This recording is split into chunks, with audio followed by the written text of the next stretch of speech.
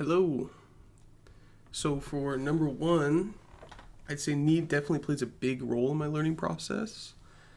When I need to learn something versus want to learn something, it makes a big difference. That motivation of needing to do something really changes my learning process and expedites it and makes it more effective. Precedent, on the other hand, helps me a lot of the time to accomplish these goals, more efficiently. Uh, take situation A where I learn, whatever, learn to X. I go into situation B, and while, situation A is completely different than situation B, maybe there's some crossover, and I can pull stuff from situation A to help me learn what I need to know in situation B more effectively. Um, on page 64, the text says, although people learn different things and at different speeds, everyone learns to meet their needs as effectively and as appropriately as possible. This definitely rings true for me. When I started my job as a cook, I didn't know how to cook very well. I can make mac and cheese at home and frozen pizza, but not much other than that. Uh, but I needed to learn how to cook well because I needed the job, I needed to pay rent, I needed a paycheck. So I asked a ton of questions at the beginning. Every little thing I did, I asked how I could do it better, and you know, I was trying new things throughout. I learned how to balance a soup, what spices taste like what, and if I use them this way in this soup, or just using soups for an example, what it tastes like. Learning how to balance flavors to make sure it's not too sweet or not too tangy, um, makes a big difference. And I learned how to fix my mistakes. So even when I messed up, I learned the most effective way to fix it. I make a soup too salty, I throw a potato in there. The starch of the potato, soaks up the salt. And that's something, I learned from my mom, and that's precedence. That's something I remember my mom saying that a long time ago, and I asked the head cook if that was an actual thing, and she's like, yeah, and I was like, oh, no way. That precedence of knowledge helped me, and when I messed up a soup really bad.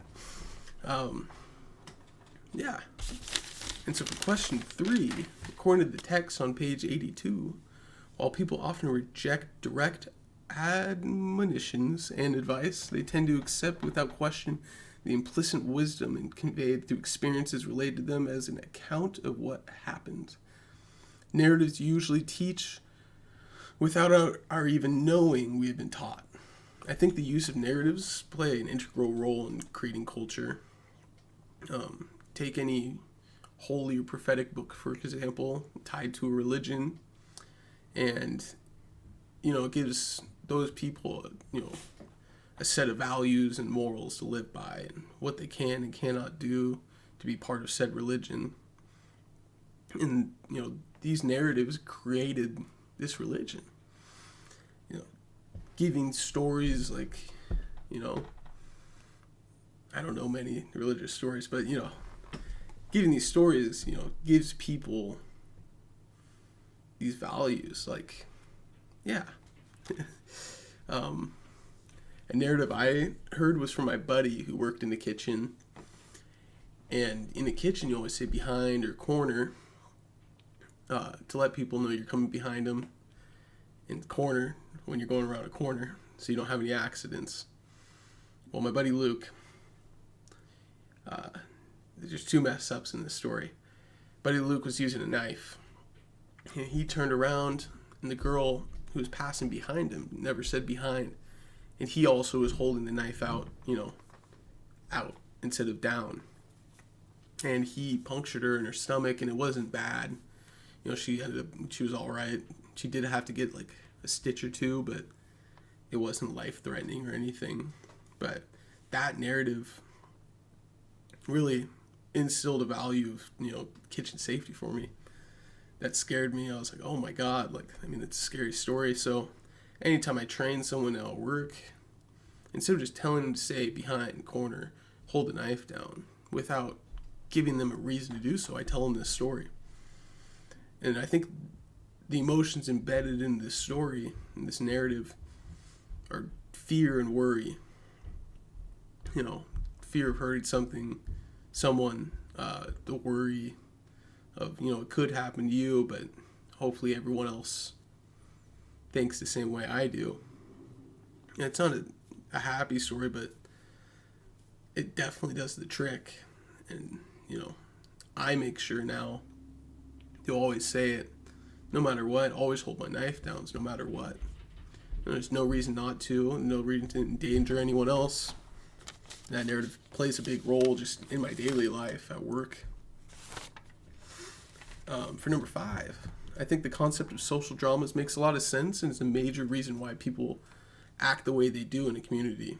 On page 93, the text says, examining the sense displayed in the social challenge response and public assessment embedded in these dramas provides an insight into the system of resources a community uses for making sense of a public action. Makes me think of the former coach of the Raiders, John Gruden, and some emails surfaced that he wrote that were homophobic and racist, and that the football community really, there's a lot of backlash. It's not cool, even, you're a coach, like, you should be the highest standard of the values of that sport. You should be an example. And he became an example of what not to do. He lost his job. He just bought a home in Las Vegas, where the Raiders just moved. Had to move. I think he's in New Orleans now. Besides the point, but that social drama, it told every other coach in that culture, do not do this. You shouldn't do this. It's even beyond football, it told everyone, this is not okay. You can lose everything if you do this. Don't do it. In our daily lives, I think it dictates how we act in pretty much every facet.